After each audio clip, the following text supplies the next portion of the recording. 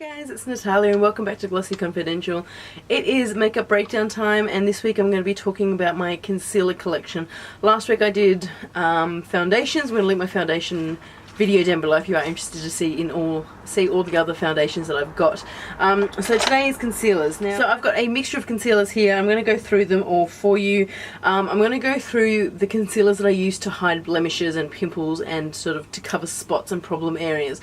So if you've actually got a problem area that you want to cover, whether it's redness, whether it is hyperpigmentation from breakouts, or you've got breakouts you want to cover, you actually don't want a lighter concealer. That's when you need to get a concealer that is darker, that matches your skin coloring. My skin tone is about a NW35 at its lightest, and I'm going down to about an NW40, 42. So for me to cover up, there are a few options that I've got. I've got this one here. This is from OCC. This is the OCC Skin Conceal, and this is in the color Y4. So as you can see, that is relatively dark. This is a cream consistency. It's a very, very thick cream. This concealer is amazing. It is really, really good. It is very, very, very high coverage. So if you have got those dark problems and hyperpigmentation, as I mentioned before, and you did want to cover them, this is a fantastic concealer. The only downside to this concealer is the lid is broken and it is drying up a little bit.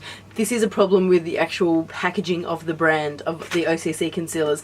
They are currently reformulating, and you can get them in airtight compacts, which is so much better, and I will certainly be purchasing that when it is available here in Australia. I just love these concealers. They have a wide variety of colours. They've got yellow tone and pink tone concealers, so it suits you, and just the coverage on it is amazing. So if I have got some dark circles or some areas that I do want to cover, I will spot conceal with this before I put my foundation on. So I don't know if you can see, like, this little dark patch right here.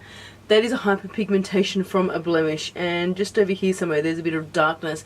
Like, it is really, really dark. And for me to cover that, I need to have something to cover that completely underneath my foundation, because I feel like if I put my concealer on top of the foundation, yes, which is what a lot of people do, but for me personally it doesn't quite work that way, because I then have trouble matching my concealer to my foundation in the right shade. So if you look at my foundation video, you'll see the wide variety of colours that I have been matched to by various companies and people. So out of all those foundations, probably about 2 or 3 of them are actually my colour. So I find it hard to match a concealer to my foundation when I haven't even got a foundation to match me. I sort of just work with it, but I also just like to get under there and cover, just spot conceal those particular areas that I need to conceal. So that one is one that I do that with. Another one that I use for that same thing is the Studio Sculpt Concealer, and this is in NW35. So again, this is my winter shade. So you can see there that this one is the OCC one, and this one here is the MAC one. So it is a bit light for me at the moment. I probably will look at getting this one in an NW40, because I do like it is a very, very thick, full coverage concealer. Very, very creamy. I wouldn't recommend putting this one under your eyes because it does crease a lot. It is really, really creamy and will crease. Other kind of concealers that I've got here for blemishes, and I also use one of these for highlighting under my eyes. These are the MAC Studio Sculpt Concealers. I've got the colours I've got here are NW30 and NW25. So I use NW25 underneath my eyes as a highlighter, and this one was 30, so I was probably using this one to cover blemishes when I was really, really pale. I haven't got one in a shade dark enough for me at the moment, but it is a really good concealer to have to cover blemishes, because it is quite thin, but it does have good coverage, and you can sort of put this one under your eye as well and blend it out with a beauty blender. I don't find it creases all that much with me either. You do set it to sort of prevent that creasing, but as a general rule it doesn't crease. One concealer I got ages ago because I just did, and I don't use this one anymore. This is from Napoleon. This is their concealer, and I just want to show this one. This is what Napoleon called dark. There is not a shade darker than this. Can you see how light that is? That is bullshit. This is not dark. This is light. Australian brand Napoleon doesn't even cater for darker skins. I just had to point that out. I don't know. So then, if you're wanting like a liquid concealer, very, very, very lightweight, I do recommend the MAC Pro Longwear Concealers. These ones, everyone talks about them. I've got this one again in 2 colours. This one's an NW35 and this one is an NW30. I use NW30 underneath my eyes for a sort of that highlighted effect, and then I use the NW35, or I probably should go the NW40 and use that to cover blemishes. I like this one because it is super, super, super lightweight. So if I'm wanting to cover blemishes under a really lightweight foundation like MAC Face and Body, for example, I will use this to conceal, because it's not adding a really thick, heavy product like the Studio Sculpt. It is adding a really nice lightweight product with really good coverage underneath a product that is still really, really lightweight. So I've got different reasons when I use all these concealers, but I really do like these ones. I just hate the bottle because you've probably seen it, so many people drop these and they shatter, and they're not cheap, but they do last a long way, and the pump is ridiculous. The pump is stupid. A concealer here that I really do not like is from Revlon. This is the Revlon Photo Ready Concealer. This is in the shade Medium 004, and this is like a pan stick kind of concealer. It's very thick, like it is light enough. I think I got that one to try doing like the highlight effect. It's very, very thick. It's very, very cakey. I don't find it shears out all that nicely, and it creases so badly. So that's one I don't recommend that one. I don't know if they still make it. But another concealer that I have tried from the drugstore is the Maybelline Age Rewind Dark Circle Eraser. Now this has a little sponge tip here, and I hate the sponge tip. I actually pulled it off. I just don't like it. It's very, very unhygienic, and you definitely don't want to be putting unhygienic stuff around your eye area.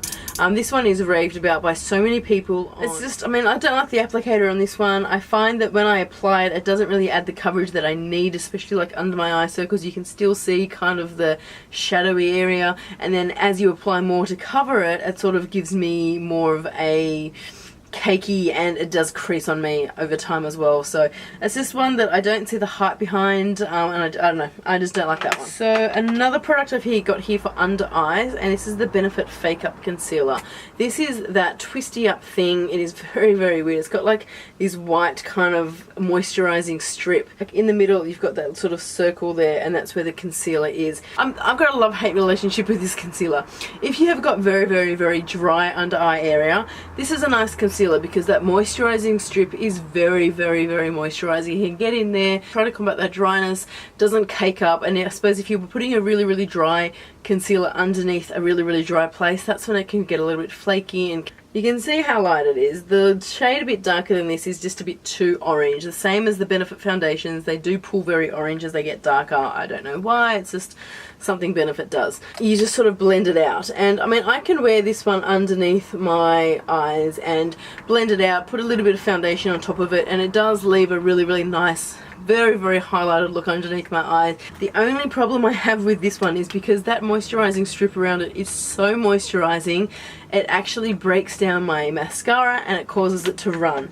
Now Benefit, their Real Mascara, is one of those mascaras that you just cannot take off. No matter what you do, it doesn't come off, it doesn't smudge, except if I wear this underneath my eyes, then the mascara smears and smudges, and I get mascara all the way down my face because the waxes and the moisturizer of this have broken down the Benefit mascara and all the waxes in the mascara, and it's just turned into this crazy hot mess. Every time I looked in the mirror, it had moved more. I worked out it was that combination. The Fake Up with the Their Real Mascara does not work well together. I have used other mascaras that hasn't happened, but I guess just with that combination of the two Benefit products, it does smudge, and I haven't actually used it since then. Another product I've got here, this is from Bourjois. This is the Brush Concealer Illuminating and Anti-Fatigue. This is sort of one of those clicky pen type products that you apply. I would use this one again as a highlighting product underneath my eye with that V shape. Pull it up towards your temple and sort of give yourself that facelift. This one is okay, it's got nice enough coverage. I wouldn't say it's my favorite one. I think there's other ones out there. I don't even know if you can get these anymore. I've had it for so long. So the last two concealers I've got here, I'm going to talk about them at the same time because I sort of use them in conjunction with each other. I've got the MAC Prep and Prime highlighter in Bright Fork. I know this one is technically concealer. When I'm doing under eye highlighting, I mix it with the Radiant Creamy Concealer. Now this is the colour I've got in Medium Dark 1 Biscuit from NARS. I use this one for both spot concealing. If I'm a little bit more pale than I am now, I can use this one for spot concealing. It has got really, really nice coverage, which I like.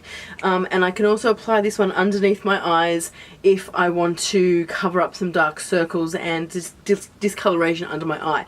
Because when I do that, I feel like that's a little bit too dark because I'm sort of matching with my face colour, which is fine, but when I want my eyes to be a little bit more highlighted, I put a little bit of the MAC Prep and Prime underneath it as well. I just put a few dots of each under my eye and then blend it out with a beauty blender. It's what I did today. And I've just got that really nice highlighted effect without being too pale, without being too bright, but it's also got the coverage and the skin tone of my sort of thing. So these two together I find work amazingly, and I love it. It's one of my favourite combinations. foundations. So that's my concealer collection.